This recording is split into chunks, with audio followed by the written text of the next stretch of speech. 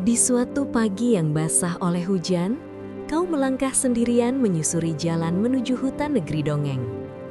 Langit menggantung rendah, awan gelap menutup matahari, seolah dunia ingin menguji keberanian siapapun yang berani berjalan tanpa rencana. Kita sering memulai perjalanan seperti ini, bukan karena tahu kemana akan pergi, melainkan karena hati mendorong kita untuk melangkah. Hujan turun semakin deras. Untunglah payung kecil tersimpan rapi di tasmu. Kau membukanya sambil menatap sekitar, berharap tak ada kejadian aneh lagi, seperti yang sering diceritakan orang-orang tentang hutan ini. Namun, kabut perlahan turun, menebal, dan membuat langkahmu terasa asing, seolah tanah yang kau pijak bukan lagi tempat yang kau kenal. Di tengah kabut itu, perasaan aneh menyelinap ke dalam dada, seakan ada yang memperhatikan. Kau berhenti, menoleh, dan memberanikan diri bersuara. Tidak ada jawaban, hanya suara hujan dan desir angin. Saat itulah, sesuatu yang kecil bergerak di balik semak. Seekor landak mungil muncul, tubuhnya kecil, durinya rapi, dan matanya memantulkan ketakutan sekaligus harapan. Alih-alih menjauh, kau justru mendekat. Ada rasa iba yang tumbuh tanpa kau sadari. Dari dalam tas, kau mengeluarkan sebuah apel dan meletakkannya di tanah. Landak itu mendekat perlahan, mencium apel itu, lalu memakannya dengan lahap. Disitulah keajaiban dimulai. Landak kecil itu berbicara, suaranya lembut, nyaris seperti bisikan. Ia mengucapkan terima kasih dan memperkenalkan diri sebagai Putri Elina, pewaris kerajaan Duryandra. Kau terkejut, antara terkejut dan tak percaya. Namun hutan negeri dongeng memang tak pernah berjanji untuk masuk akal. Putri Elina mengisahkan segalanya. Ia adalah putri yang dikenal usil, gemar bercanda tanpa memikirkan perasaan orang lain. Keusilannya sering membuat pelayan istana kewalahan, penjaga mengeluh, dan suasana kerajaan menjadi ricuh. Baginya, semua itu hanya permainan kecil. Tawa adalah tujuan, tanpa menyadari luka yang tertinggal. Suatu hari, rasa ingin tahunya membawa ia menyelinap ke rumah bibinya, penyihir Maribel. Rumah itu penuh benda-benda aneh dan sihir yang belum tentu ramah.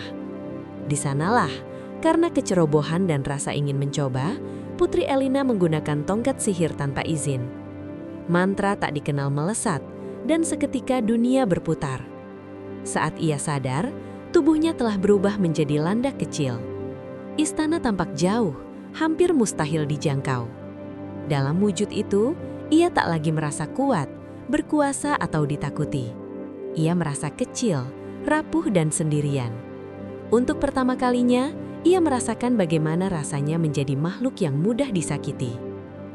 Kau mendengarkan kisah itu tanpa menyela. Dalam hati, kita tahu bahwa setiap kesalahan selalu datang membawa pelajaran. Kau pun menawarkan bantuan. Bersama-sama, kalian sepakat mencari jalan menuju rumah penyihir Maribel agar Putri Elina bisa kembali ke wujud semula. Perjalanan dimulai dengan langkah ragu namun penuh tekad. Di tengah hutan, kalian bertemu dua pohon ajaib. Satu tampak tua dan menyeramkan, batangnya gelap dan suaranya berat. Yang lain tampak muda dan ramah, daunnya hijau cerah dan senyumnya menenangkan. Keduanya menawarkan petunjuk, namun arah yang mereka tunjukkan berbeda. Tanpa banyak berpikir, kau dan Putri Elina memilih mengikuti pohon muda. Penampilannya lebih meyakinkan, namun jalan itu membawa kalian kembali ke tempat semula. Pohon muda tertawa, mengaku sengaja mengerjai kalian. Saat itu, pohon tua berbicara dengan suara tenang. Ia tidak menertawakan, tidak menyalahkan. Dari kejadian itu, Putri Elina terdiam lama. Ia mulai memahami bahwa menilai dari penampilan adalah kesalahan, sama seperti keusilannya selama ini. Tidak semua yang tampak ramah itu jujur, dan tidak semua yang terlihat menyeramkan memiliki niat buruk. Jalan semakin menyempit ketika kalian tiba di sebuah jurang dengan jembatan tua yang menggantung rapuh. Angin berhembus kencang, membuat papan-papan jembatan berderit seolah mengeluh. Kau ragu melangkah, dan keraguan itu terasa wajar. Tidak semua keberanian berarti maju tanpa rasa takut. Kalian mencoba menyeberang perlahan. Setiap langkah terasa seperti pertaruhan. Di tengah jembatan, kakimu terpeleset. Kau bergantung, berusaha naik, namun tubuhmu terlalu berat. Putri Elina panik, namun tidak menyerah. Dengan suara tegas, ia memintamu menggunakan payung untuk mengurangi beban. Bersama, kalian menemukan cara. Payung itu membantu keseimbanganmu dan akhirnya kau berhasil naik kembali. Saat kaki menyentuh tanah seberang, rasa lega menyelimuti hati. Putri Elina berjanji, kelak ia akan meminta ayahnya memperbaiki jembatan ini agar tak membahayakan siapapun lagi. Untuk pertama kalinya, ia memikirkan tanggung jawab bukan hanya kesenangan. Belum lama beristirahat, bahaya lain muncul. Seekor ular besar melingkar di jalan, menghalangi langkah kalian. Kau ingin mundur, namun tak ada jalan lain. Putri Elina menatap duri-durinya sendiri. Dalam wujud kecil itu, ia menyadari bahwa kelemahan pun bisa menjadi kekuatan jika digunakan dengan benar. Dengan keberanian yang tumbuh dari penyesalan dan niat baik, ia meminta kau melemparkannya ke arah ular. Kau ragu, namun kepercayaan di antara kalian lebih kuat dari rasa takut. Lemparan itu tepat. Duri-duri membuat ular itu pergi dan jalan kembali terbuka. Akhirnya, rumah penyihir Maribel terlihat di kejauhan. Pintu terbuka dan sang penyihir terkejut melihat keponakannya. Dengan mantra yang tepat, Putri Elina kembali ke wujud semula.